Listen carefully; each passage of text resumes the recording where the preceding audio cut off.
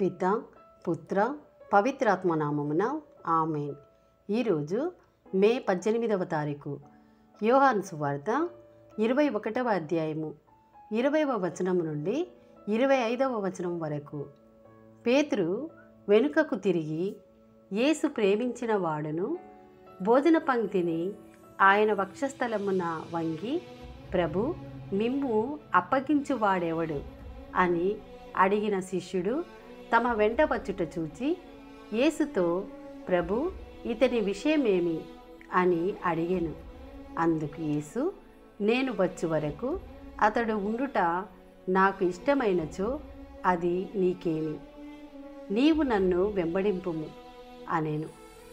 కనుక ఆ శిష్యుడు మరణింపడను వదంతి సోదరులలో బయలుదేరెను. నేను వచ్చు వరకు అతడు ఉండుట నాకు ఇష్టమైనచో అది నీకేమి అని యేసు పలికెను. కానీ అతడు మరణింపడని చెప్పలేదు. ఈ విషయములను గురించి సాక్ష్యమిచ్చుచు వీనిని వ్రాసిన శిష్యుడు ఇతడే. ఇతని సాక్ష్యము సత్యమైనదని మనము ఎరుగుదుము. యేసు చేసిన పనులు ఇంకను ఎన్నియో కలవు. వానిలో ప్రతి దానిని వివరించి వ్రాసినచో అట్టి గ్రంథములకు ఈ ప్రపంచమే చాలదని నాకు తోచుచున్నది. ఇది ప్రభుని వాక్కు. సర్వేశ్వరునికి వందనములు.